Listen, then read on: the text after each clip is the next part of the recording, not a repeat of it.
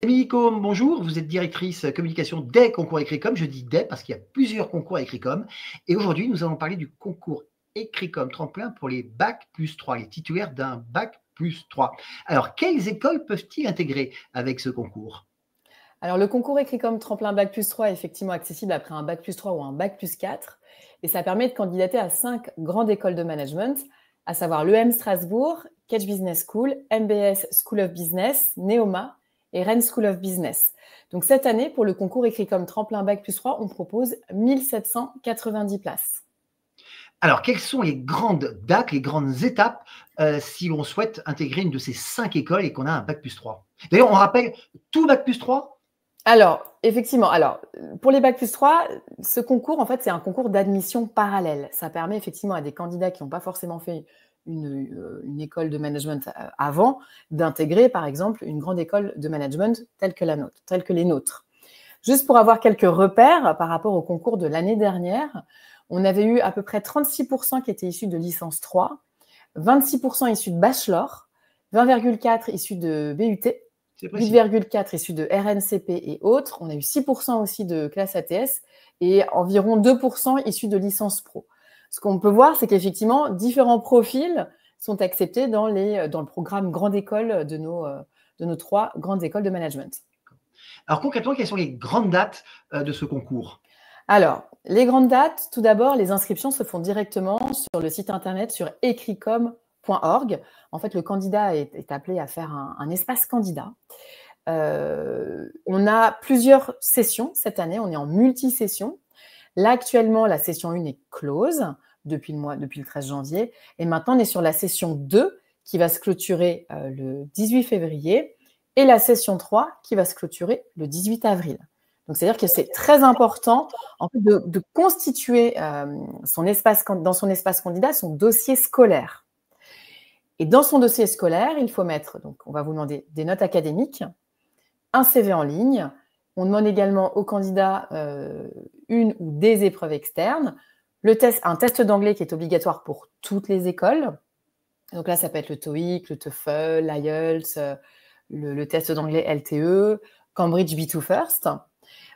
Les candidats peuvent passer le TOEIC avec nous, c'est tout à fait possible. On propose des dates. Donc là, il faut regarder sur l'espace candidat. En tout cas, le test d'anglais est obligatoire pour effectivement postuler au concours Écricom tremplin Bac+3. Ensuite, pour Kedge et Neoma, on va demander un test de logique. Ça, c'est obligatoire pour ces 2 écoles-là. Donc là, ça peut être le TAGE-MAGE, ça peut être le GMAT ou le GRE. Et à savoir aussi que le TAGE-MAGE est tout à fait possible de le passer avec nous. On a des dates. Donc, le dossier, les notes scolaires, ces 2 tests dans la mesure où ils sont demandés par 2 écoles, et ensuite, il y a une admissibilité. Exactement. Donc, une fois que ce dossier, c'est très important, il faut l'avoir déposé complet. Donc, pour la session 2 avant le 18 février et pour la session 3 avant le 18 avril. Petite question, Émilie, c'est important les notes? Dans quel sens? Puisque les notes scolaires. Alors, ça va être demandé. Après, il faut savoir qu'il y a plusieurs coefficients. Parce qu'il y a plusieurs choses qui est demandé dans le dossier scolaire. Donc, il ne faut pas se buter juste aux notes. Il y a plusieurs choses. Vous voyez, on a le CV, on a le test d'anglais.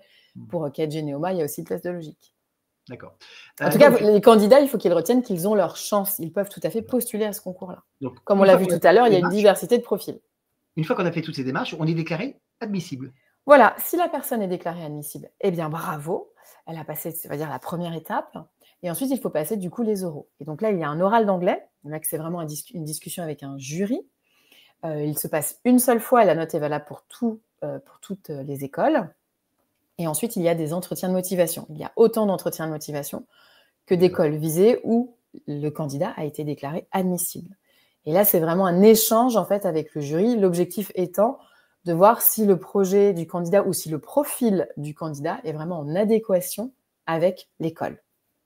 Émilie, peut-être petite précision. Quand on est déclaré admissible à l'issue du dossier, on est admissible dans toutes les écoles ou on peut être admissible dans certaines et pas dans d'autres?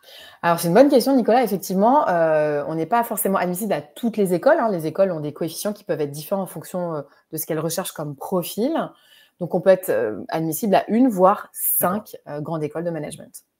Donc, on va avoir cet entretien de motivation en présentiel. Qu'est-ce que vous pouvez donner comme conseil de préparation? Comment on peut préparer au mieux cet entretien? Alors, effectivement, cet entretien de motivation, ça se prépare. Je pense que l'idéal, c'est d'aller directement sur notre site internet sur ecricom.org. On a une multitude de ressources gratuites, à savoir des vidéos qui ont été tournées par les directeurs des programmes, qui présentent les spécificités des oraux et qui donnent vraiment des conseils très pratiques pour être prêt le jour J devant le jury. Pour l'oral d'anglais, on a aussi des quiz, on donne des conseils pour vraiment être prêt le jour des oraux. Donc ça, c'est vraiment important, sachant qu'effectivement, les candidats ont tout à fait leur chance, mais ça se prépare. L'objectif étant d'intégrer le programme grande école d'une de ces écoles pour obtenir un diplôme qui est visé par l'État, grade de master. Donc effectivement, il faut s'y préparer. Alors, à l'issue de ces oraux, je vais être déclaré admis dans une ou plusieurs écoles et là, je vais devoir faire mon choix. Exactement. En fait, pour la session 2, on va dire au candidat le 2 avril si il est classé dans l'une des écoles. Et pour la session 3, c'est à partir du 10 juin, on va lui dire si oui ou non il est classé dans l'une des écoles. Et ensuite, après, effectivement, il faudra qu'il se positionne à partir du lendemain de ces dates sur l'une des écoles. Alors, est-ce qu'il y a comme, par exemple, si j'aime des prépas, des rangs de classement, c'est-à-dire qu'en fonction de mon rang, en fonction des désistements qui peuvent se faire dans les écoles, j'ai une probabilité d'être appelé? Alors, oui, c'est-à-dire qu'effectivement, le candidat va avoir son rang dans son espace candidat. Après, il aura un temps assez limité pour se positionner sur l'école. C'est-à-dire qu'en fait, ces dates-là, les dates des admissions, les écoles, en fait, il y a plusieurs écoles qui ont proposé des concours d'admission parallèles, elles vont appeler le même jour, en fait. Donc, c'est vraiment important d'avoir ça en tête. C'est vraiment quelque chose qui a été acté au niveau des grandes écoles de management.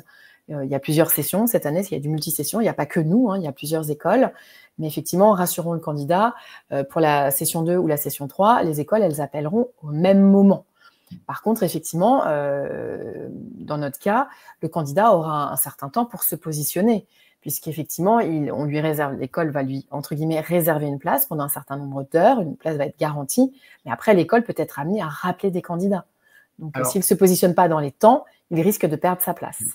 Alors, ce qui est important de rappeler pour les titulaires d'un Bac+3 qui veulent intégrer une des 5 grandes écoles du concours Ecricom, c'est que la dernière date où ils peuvent déposer leur dossier, c'est le 18 avril. Après, exactement. Et après, ça s'enchaîne. Après, effectivement, il y a les oraux. Voilà. Mais 18 avril pour déposer son dossier complet. Voilà, pour la session 2 et 18 avril pour la session 3. Session 3. Émilie, merci pour cet échange. Merci à vous, Nicolas.